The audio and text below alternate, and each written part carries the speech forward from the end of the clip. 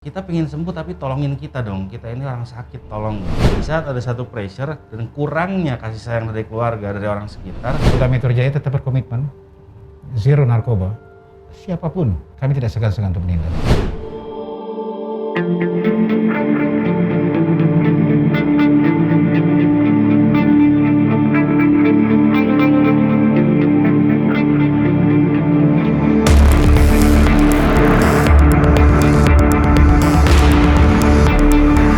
Proses hukumnya tetap berjalan.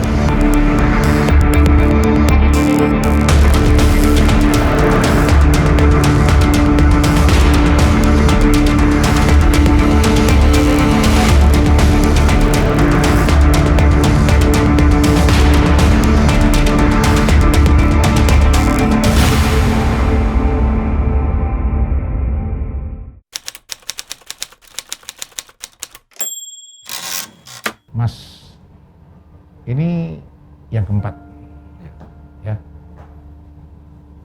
Pertama 2015, kedua 2017, 2019, sekarang ketangkap lagi. Apa? Kok bisa sampai ke sana? Yang pasti mungkin yang saya rasa gitu sampai saat ini kenapa bisa sampai berkali-kali sampai 4 kali itu adalah saya nggak sadar kalau saya ketergantungan gitu loh. Itu kan yang parahnya gitu loh. Saya coba dalami, saya coba pikirkan kenapa ya bisa berkali-kali gini. Di saat saya ada problem pasti saya lari ke situ. Di saat saya ada problem pasti lari ke situ. Ya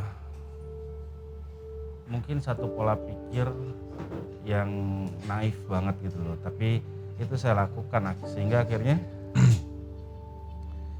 di saat saya ada pressure, saya berpikiran kalau dengan saya menggunakan drugs, saya akan menemukan solusi. Itu seperti itu. Jadi intinya adalah mungkin saya belum sadar kalau saya ini sakit gitu ya.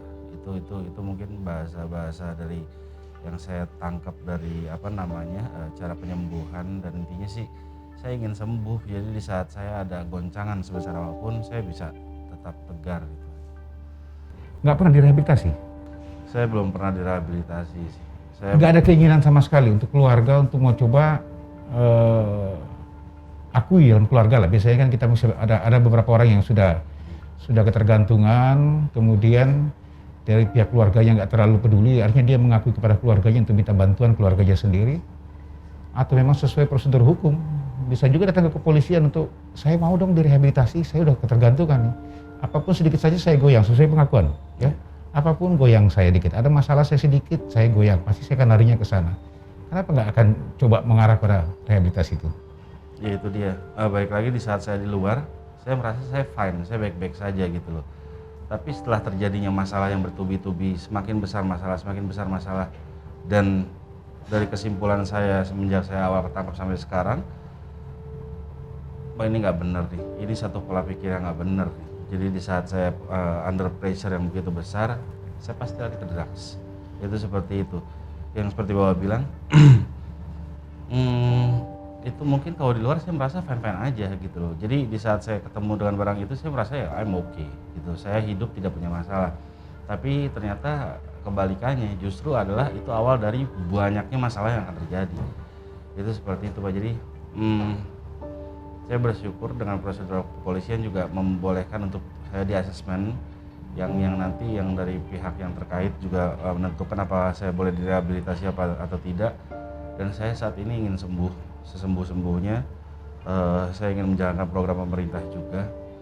Mudah-mudahan saya bisa direhabilitasi sampai tuntas ya, sampai selesai dan saya bisa sehat, sembuh, dan di saat saya ada pressure apapun saya bisa tegar.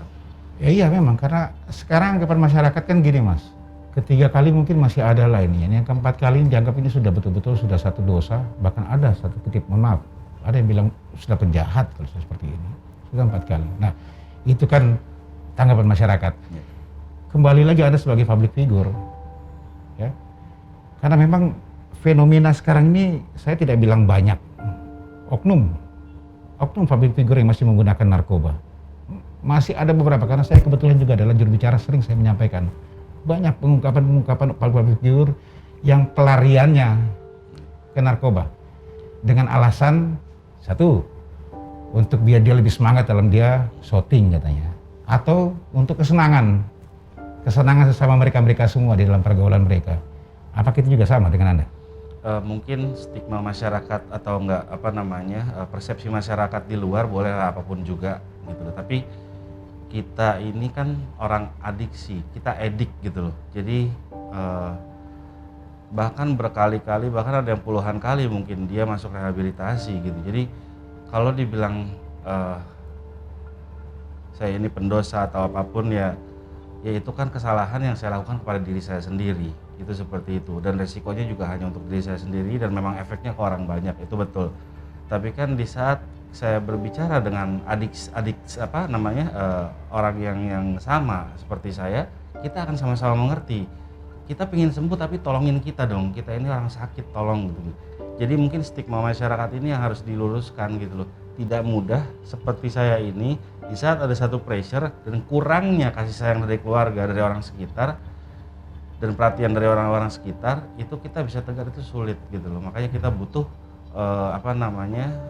satu dorongan atau satu upaya yang dimana baik dari masyarakat ataupun dari pihak kepolisian sendiri yang orang-orang seperti saya ini yang bisa berkali-kali ini tolong diperhatikan lebih dalam arti yang ini orang udah sakit banget ini harus disembuhkan dengan cara yang memang ada sesuai dengan pemerintah gitu, seperti itu. Oke, mudah-mudahan Anda adalah orang terakhir public figure ya bagi saya. Amin. Karena kami Polda Metro Jaya tetap berkomitmen zero narkoba. Siapapun, mau dia orang biasa, public figure sampai siapapun pengguna narkoba, bahkan sebagai bandar di sini, kami tidak segan-segan untuk menindas. Masyarakat mendukung. Sudah kami berkomitmen sama-sama masyarakat say no to drug ini terus. Dan ini akan kami gelorakan terus. Mudah-mudahan Anda sebagai yang terakhir, Amin. sampaikan ke teman-teman Anda semua yang Anda ketahui bahwa memang sesama public figure yang masih menggunakan stop. Sudah berhentilah untuk itu semuanya. Siap. Ya, karena semuanya pasti akan ada penyesalan di belakang hari nanti itu semua. Oke? Terima kasih. Oke, saya Revan. Di sini juga saya menghimbau kepada seluruh masyarakat, baik satu profesi sama saya ataupun tidak, jauhilah narkoba karena ujungnya pasti penyesalan, itu seperti itu. Dan bagi yang sudah memang berkecimpung di dunia itu sebagai adiksi seperti saya, carilah orang terdekat yang bisa Anda percaya, Anda bisa share, Anda bisa keluarkan unek-unek semuanya.